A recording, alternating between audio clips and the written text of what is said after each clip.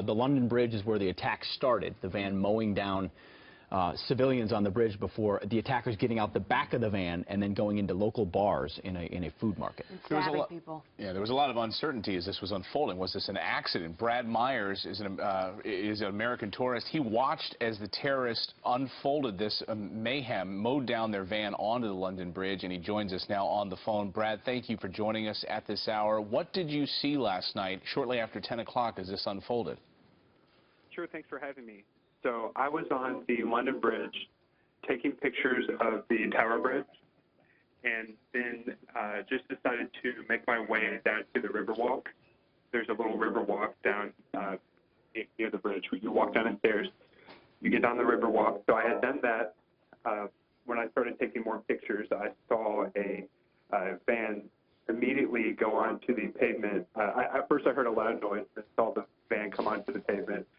It hit the pavement with a very loud noise, continued along the side of the road, just went right where I was a few moments before, just mowing down pedestrians. And Brad, obviously at first it's chaos and you're not sure what's happening, but at what point did you think, hey, this is intentional, this is not a drunk driver, this is not someone, some other incident, this is someone attempting to mow down civilians, and what was your reaction? Well, no one was very sure right there. Everyone was very much in shock.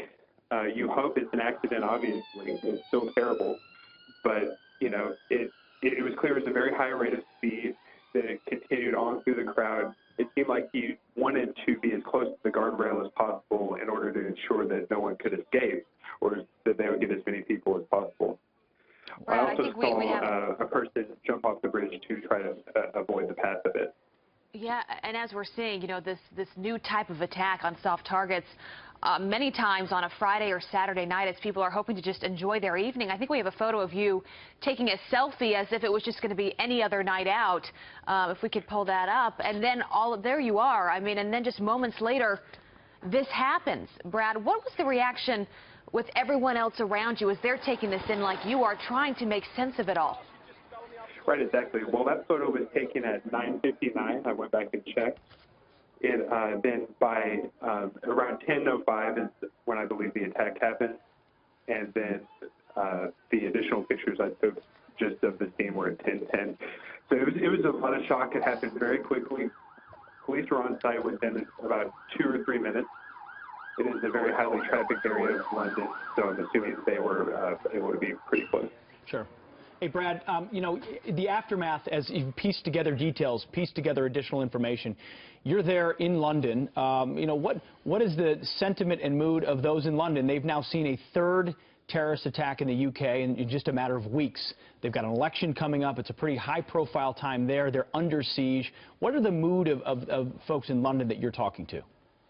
It's a very tense time for everybody. I'm sure any tourists or just like myself are very nervous to be caught up in it.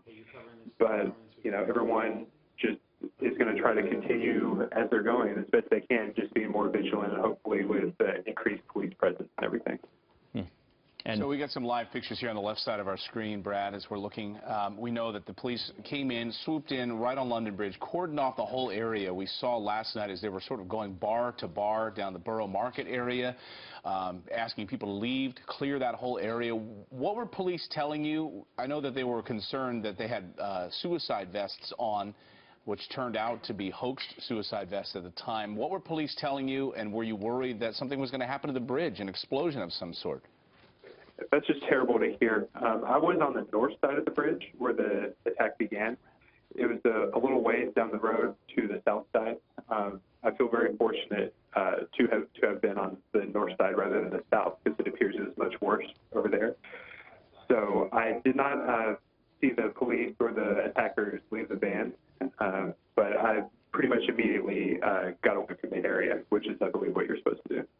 Brad Myers, we are just so glad that you are safe, and we really appreciate you coming on this morning and helping us better understand what exactly happened last night. I really appreciate that.